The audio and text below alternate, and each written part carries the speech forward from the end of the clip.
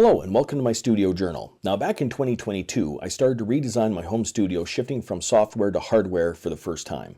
What began as a few videos for some curious students soon became an ongoing unfiltered record.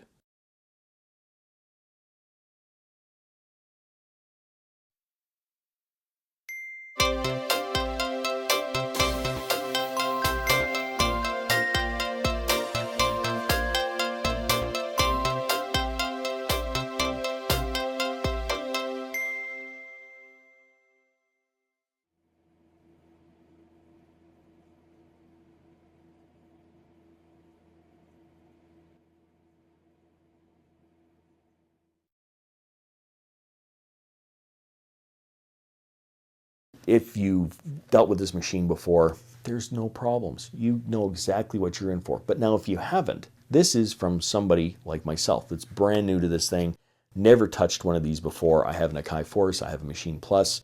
Those things went off without a hitch. There was no problems. But pick up this thing, and in typical Roland style, what they don't give you is special MIDI jacks back here, right? The 3.5, because they're not standard MIDI connections. I got the Akai Force, that came with the dongles. This does not.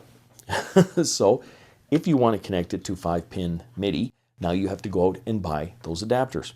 In addition, the USB cord for it, USB-C. They don't provide a cord. Now, I got my universal audio interface. It did, but of course these guys don't. So thank goodness the store provided me with one. That's great. So at least I can connect it that way. But the real kicker is there is no SD card. Now, when I say no SD card, the Machine Plus came with a starter SD card. Now, that's fine that they don't give you one, but if you require one in order to update the firmware, then it might be nice to include just a burner SD card in here that you can just do the software update and move on with your life. Now the problem is, that's great, 16 gigabytes of memory, fantastic, wonderful. When you hook it up to the computer, you don't have direct access to it like an SD card reader, so you can't do it that way, fine. But then the machine is also made so that it's only good with a very select number of SD cards right now. I have to go and buy a burner SD card in order to update the firmware so that I can then use the 1 terabyte SD card that you can use.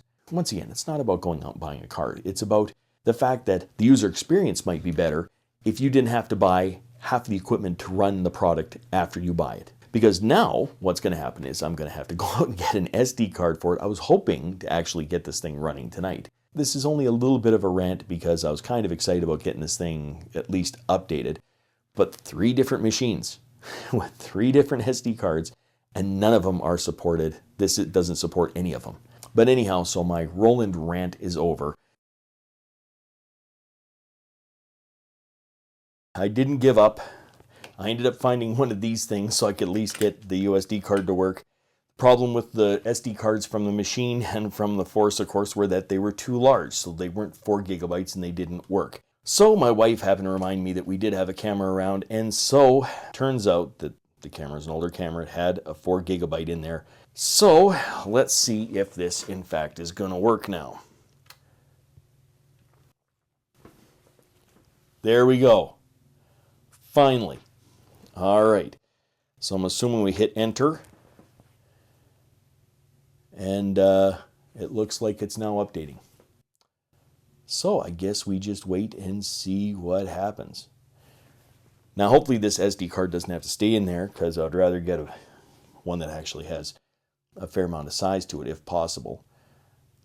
But we will see. It looks like everything is kind of going the way it should. We have one thing that reads okay. Next is climbing up there. Or it's climbing down. I don't know what it's doing. It's bouncing all over the place there. Okay, I guess it is going down. Okay, update complete. Please power off. Well, okay, let's do that. Update complete.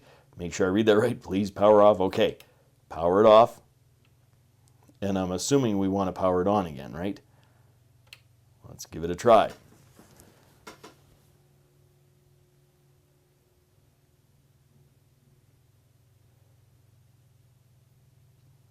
All right, so now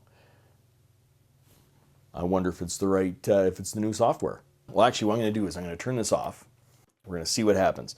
I'm going to take out the SD card now, because that's not going to be the one I want in there. Let's power this thing back on. It'll be interesting to see if the versions attached to the SD card are actually in the firmware. So I'm sure it's in the firmware. Anyhow, so let's check this out then. Okay, so now if we go shift, we go pad 13, brings us to this screen. We scroll over to, I believe, oh no, hold it, state system, what am I doing? Go like this, and then we will use the control knob, whichever one of those control, nope, that's not it. Let's see here, what, there we go, that's the one. It was just a little delayed in turning.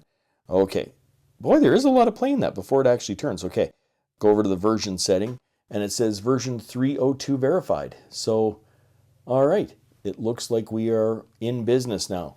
I'm pretty excited about it. It seems to be now up and working the way I was hoping it. This way, at least can test it out to see if it's something that's going to stay in my studio or not.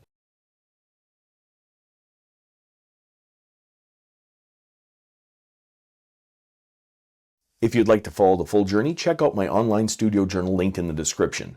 Until next time, I'm just a music teacher having fun. Catch you on the next one.